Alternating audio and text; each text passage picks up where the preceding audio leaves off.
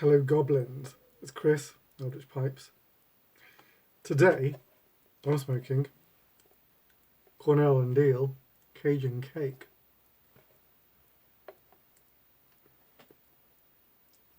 It's one of the few plug tobaccos I've got. I think I might have a GLP's one. Maybe it's Jackknife. I think so.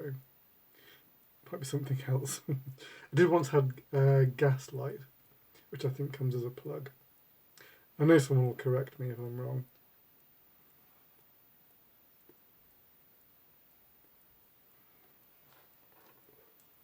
But recently I was smoking RDF on a video. And it's strange how reminiscent, maybe not reminiscent, it's strange what Cajun Cake and RDF have in common. They're both really mysterious, earthy blends that have a kind of an element you can't quite put your finger on, which is what keeps them interesting, of course.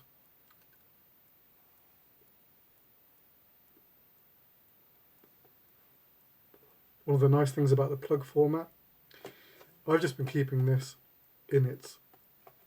just in this tin. So it's got this little plastic lid, but it's not especially well sealed. But in the plug format, the tobacco just doesn't dry out. Or at least it will eventually, but no time soon.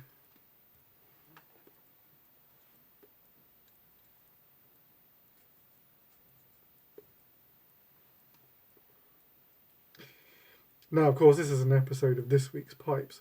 I've only got one pipe to show you. Last week I was talking about what pipes I might have done by this time, and I completely forgot what my plans for this week were. And I'll tell you what they were. They weren't pipe making. I went with the family to Hereford, which is over in the, oh crikey, west of England, approaching Wales, but not quite in Wales. And the reason we went there was a really interesting one. We went to visit a place called the Oldfield Forge, and for 2 days, me and the boy, with the help of the available blacksmiths, we forged a sword out of steel, and it was awesome experience, really awesome. If I'd had the forethought of mind, I'd have shown you the sword that we made, maybe in another video. But it's not a sword channel, it's a pipe channel. So, but that's what we were doing. So of course, I wasn't in my workshop, I was in a blacksmith workshop. But forging steel, man alive, that's some hard work. And the boy burned his fingers on day 1, and I burned my fingers on day 2. As careful as you try to be, you just don't have the instincts, for what not to touch. Sort of other incorrect instincts kick in, and you reach for things when you shouldn't, and crazy. Right. Let me show you the pipe that I did make. It's a reading pipe with a little special touch. Obviously I have my normal range of resins, but I do make bespoke resins. I was going to say on request, maybe on occasion is a better way of putting it. Now, way back when I was making polyester pen blanks, sort of like 5 or 6 years ago, I was able to use all kinds of ingredients in the colours, because polyester is very forgiving. You can put nearly anything in it. And one of my favourite discoveries was a mother of pearl powder, and that was very special. And I used it a lot. And then the next resin that I used after that it was still okay, and a lot of my iridescent snails were made with it. In fact, all of my iridescent snails are made with it. But then I moved on to the resin that I use now, which is my favourite resin to use. But it wasn't playing very well with my mother of pearl resin. So I had to do a bit of experimenting and tinkering for it to get on track again.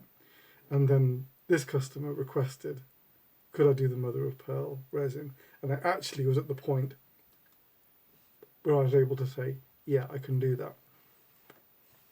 And let me just show you. It doesn't reveal a whole lot. This is the mother of pearl blank that I make.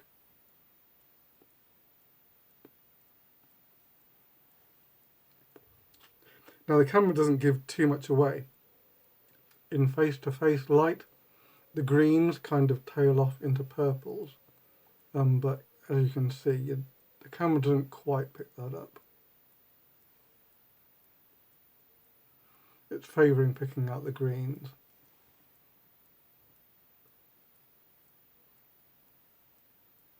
Anyway, so this is a reading pipe with a mother of pearl stem.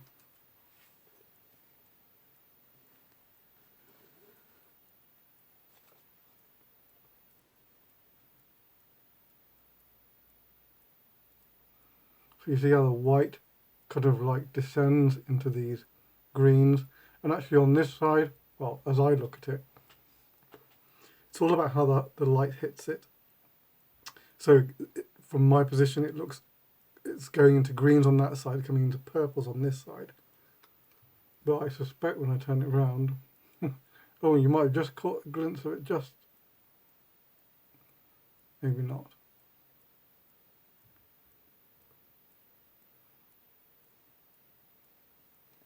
I guess it's as the light is cutting right across it. That's when the purples come in, which you can't really see here. But you can see the patterning, and you can see the kind of like the iridescent effect. The blast came out really nicely on this one. Didn't need to go too deep, my phone, to pull out some ring grain, which is always very pleasant. Quite a craggy little rim. I might have said before in the last reading pipe, I like to get a nice craggy rim in the right way. There is a wrong way, but that's a good one. And we can sort of see evidence of the ring grain here. Again, this is a fairly light blast. But we can still see the straight grain going on as well.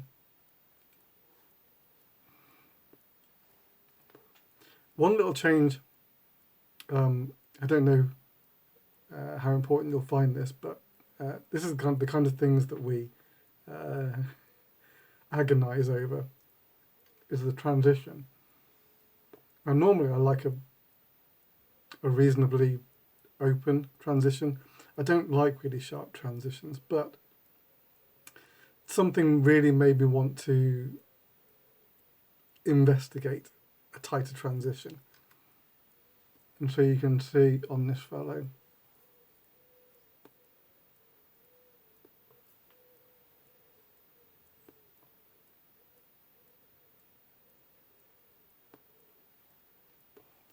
I got in for a much sort of more formal look, I suppose.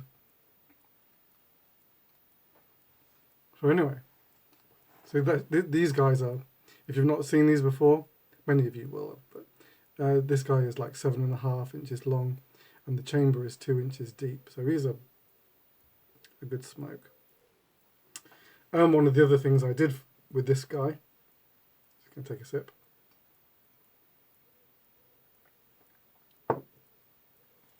This chap asked for matching tamper. Now in the past, my tampers have been these kind of fellows, the skull ones. I haven't made these for a while now, but This was a mother of pearl tamper.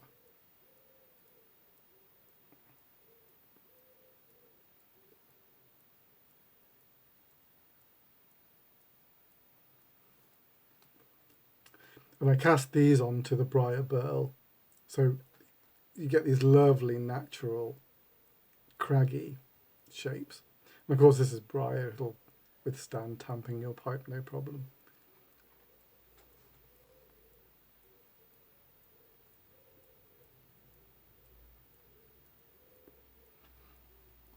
Now the camera slightly blows this out a little, but there is a reasonable amount of detail actually in the white pearl part. But like I say, the camera blows it out a little. Oh, maybe that helps. Yeah. Oh, now you can see the purples coming in down here. So you get these like purple and greens going into the pearlescent white, and then the black really mixes to give you like some design and structure going on there. So there you go. That was this week's solitary pipe and tamper set. So that will be going off tomorrow. This is my last chance to video it. It is Edward Way. Next, I'm doing a golden tulip. The tulip is my pencil shank version of a cutty, and this is going to get a golden Cumberland stem on it. So that'll be one of the pipes you'll see next week. Unless I get a chance to do another, but I may not, because as I say, the boy's on holiday, so it's kind of go slow in the workshop until September starts, and then things kind of get back to normal. If you're doing Listen with Eldritch, I will be back tomorrow with the next episode of the Magnus Archives. If not, then it'll be the next this week's pipes. Until then, take it very easy, a loyal pipe maker.